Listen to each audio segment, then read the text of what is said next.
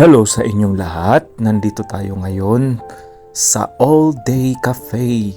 Bibisitahin natin ang ating kaibigan at magaling na barista na si Kuya Welvin.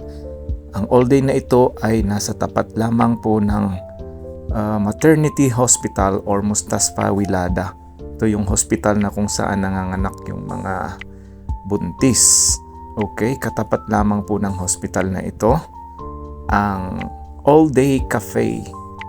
Yan. For the first time makakabisita tayo dito at titikman natin ang kanilang kape. Ito na. Nire-ready na ni Kuya Welvin. Presenting Kuya Welvin. Ayan, habang dinadasalan pa ni Kuya Welvin ang ating kape na Spanish latte, ay videohan muna natin yung kanyang paligid. Ayan. Nagko-concentrate pa si Kuya Welvin.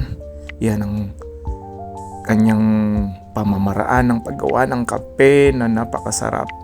Ayan po ang paligid ng kanilang coffee shop. At ito na, gawa na ang aking kape. Maraming salamat Kuya Welvin, no? Ang ganda ng puso-puso. At syempre papartneran natin siya ng butter croissant. Yan, croissant po ang pronunciation niyan, sabi ni Wikipedia. So, Spanish latte na gawa ni Kuya Welvin. Napaka-attractive at napaka-creative. So, thank you very much, Kuya Welvin. At ito, natikman ko na. At sunod nating higupin ang kape. Spanish latte. Yummy. Sarap. Perfect ang timpla. Shout out natin si Kuya Welvin. Thank you very much Kuya Welvin. Good job. Pero syempre hindi kami pwedeng mag-ingay dito dahil seryoso ang aming mga nasa paligid. Okay? So ito po pala ang kanilang processing area. Ang kanilang counter. Natatanaw ko dito. Against the light tayo kaya medyo madilim. Okay? Yan. At ngayon tingnan natin yung kanilang mga produkto. Ayan, may mga pack product sila dito. At tingnan natin sa counter yung iba-ibang bread na kanilang tinitinda dito. Magagaling yung mga gumagawa dito. Napaka-attractive yung mga breads nila. May fruit bread, may croissant, iba-ibang flavor at design ng mga tinapay. Napaka-attractive po at talagang napakasasarap nito.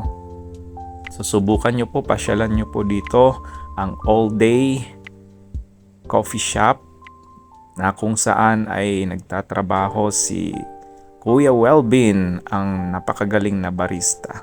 Ayan, so nandito rin po meron pong mga fresh sandwiches dito, iba-ibang flavor.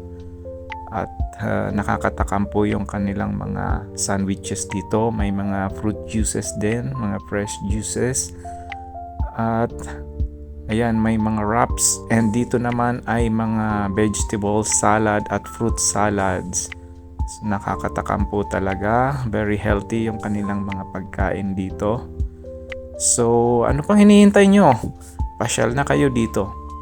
So ngayon, pauwi na ako. Drop by lang ako dito sa Albaik para bumili ng roasted chicken.